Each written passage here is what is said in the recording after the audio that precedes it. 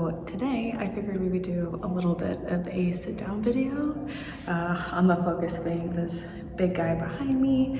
I thought I would just kind of talk to you guys a little bit about what my art means and then what that means in the context of the group show that this piece, among a couple others, are in and how they kind of fit together. But first, I'll show you what she looks like. Hold on. So this is her. Isn't she pretty? So this one is a 48 by 48, I believe. And her name is Alchemist. Here's some of the details of her. I really love how this little border for the clouds turned out. But yeah, that's her. Stunning. I love her. I love how it turned out.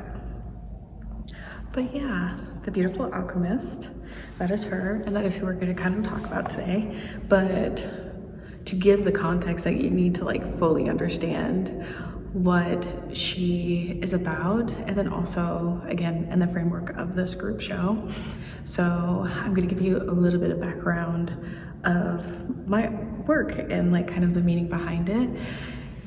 So I might ramble, so just buckle up, maybe grab a snack or a drink and just listen to me ramble. Hopefully it's coherent and actually makes sense. But my artwork all is a reflection of my mental health. So I kind of treat creating like doing a snapshot or like a diary entry. So it's kind of me just like pouring out all of my feelings, and sometimes depending on how long it takes me, there might be like more than one conversation at play, but generally I paint kind of in a panicked fashion. So typically it is at most 2 conversations, but usually just the one that I'm having.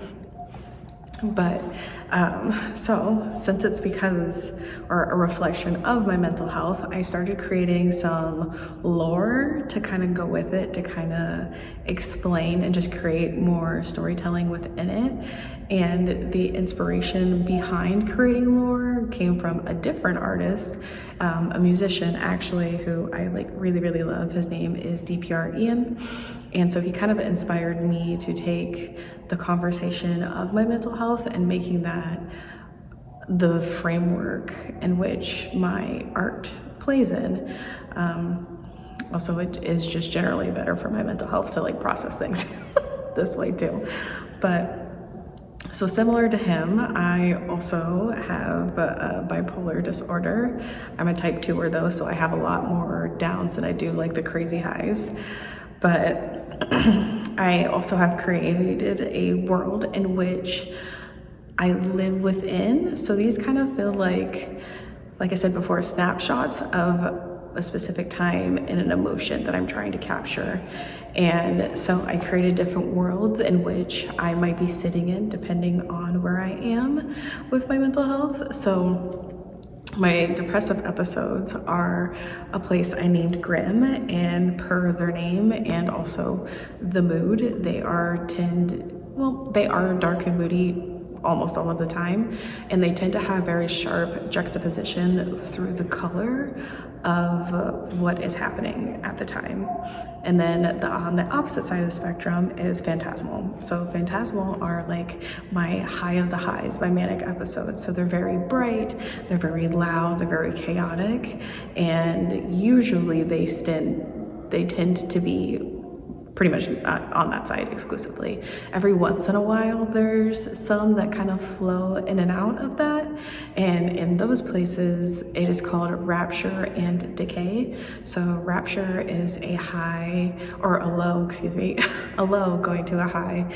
And then decay obviously is a high going to a low per their names. So within those 4 scopes, the color is kind of the context of whatever emotion I'm talking about, and is usually a pretty good compass for you to follow to understand where I am actually at based on that piece of work.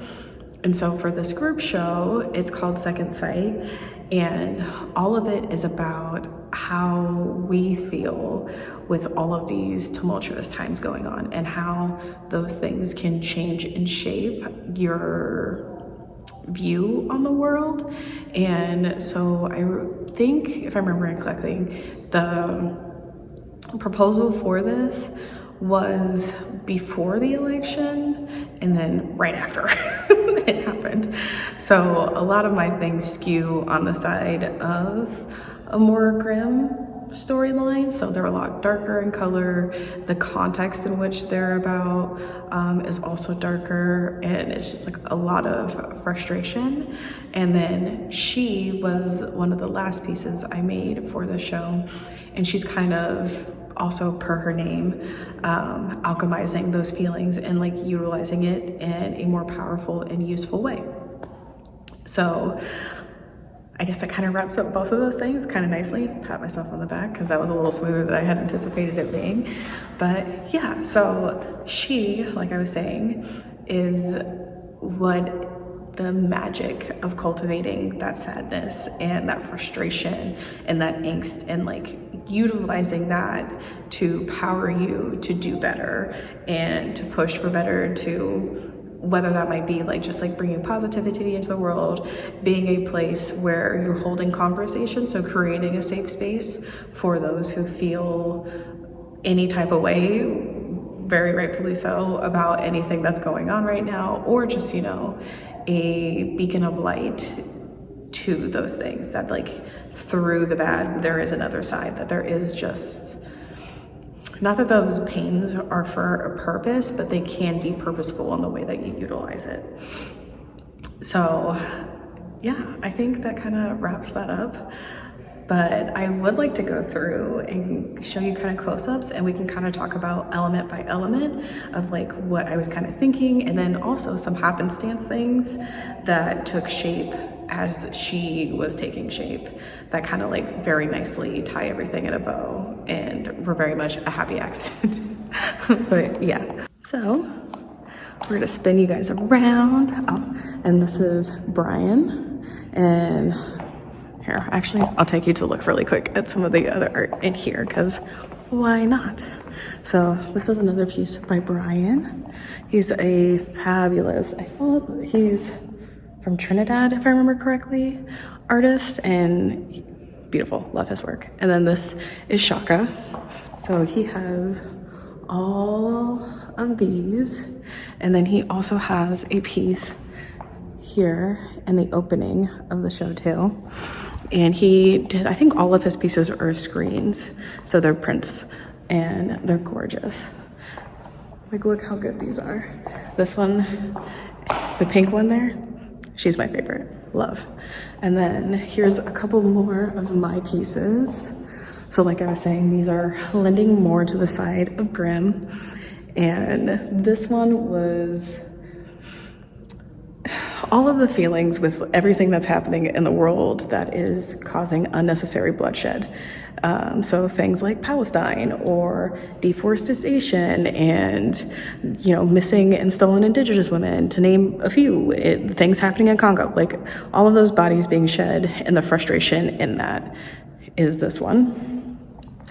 And then this one is more about the same topics, but the effects on our land, and the fact that we literally have only one place that we can be, and how we are just so disrespectful to this earth, and just the plight and frustration within that.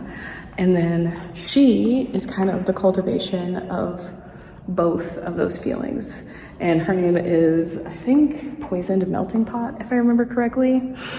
But yeah, of just how those themes fit into both of these things, and how we just take so much for granted, and the people in play very much do absolutely nothing to fix those things, even though they supposedly have the power to do so. They actively choose not to. So that was kind of like generally the themes within my work in particular. And then have to go all the way to the back because there's one other artist in here.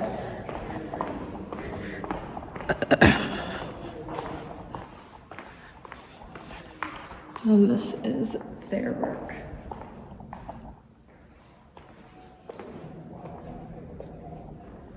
So good. Samora is her name down here on her placard. And then we all have like these little black cutouts kind of throughout too that are very nicely tying everybody's work together in a really pretty way. But back to Alchemist. So with those negative themes in mind, with my piece in particular, or my pieces I should say in particular, here is the cultivation of that on the other side.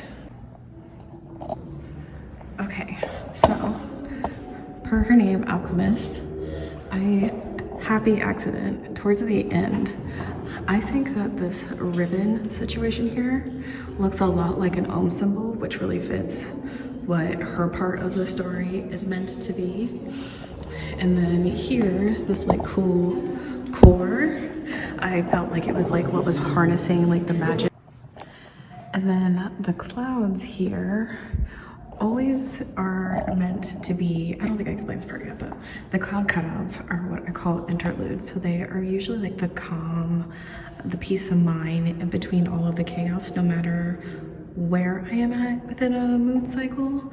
So this portion here is that, so that, and she's so big, because usually there tend to be smaller bits, but she is big like this to also emphasize the need for rest, calm, and trying to create peace when it feels like there is nothing. And through that emotion, everything can rise. Hence the little bubble portions that break off from her to move up. And through that, that's where we see the real evolution, the real change. You can't pour from an empty cup. And that is essentially what interlude here means for me. And then I even started doing the little bubble portion. There it is, bubble portion here and here. And for me, that means hope. Like it feels like a childhood, like magic, you know, how you play with kids when you're like using bubbles and when you were a kid playing with bubbles. So that feels like that for me here. And together, all of those elements, you're turning the bad feelings into something useful, which again, it very much fits her theme and fits her purpose. So she is like the final piece throughout the story. She is the conclusion of all of that negativity and using it for something positive. But yeah, so this is, I guess, the end of our little sit down and conversation, a little digital artist talk, I guess. But this piece and the pieces within the show, Second Sight, the show will be up until I think like June. It's up for quite some time. And if you're in the Austin area, it is at the Carver Museum.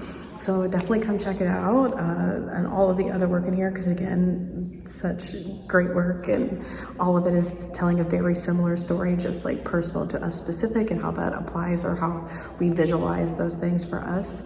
But yeah, definitely come check it out. If you do, definitely tag me in your post because I want to see it. And I also would love to know what you guys think, what you think of her, how you feel. Do you think it is doing the things that I was talking about? If you don't, I also want to hear that, because I think that perspective that obviously outside of my own, it can be interesting and useful, and can also turn into something else that I can play with later on. And or maybe she adds, you know, those comments add to the story of the dialogue of this piece. But yeah, that is it for this video. Thanks for hanging out and listening to me ramble. I hope that I see you guys here next time, and we'll, I guess, kind of go from there and see what the next video is, because I have no clue. But thanks so much, and I'll see you guys later.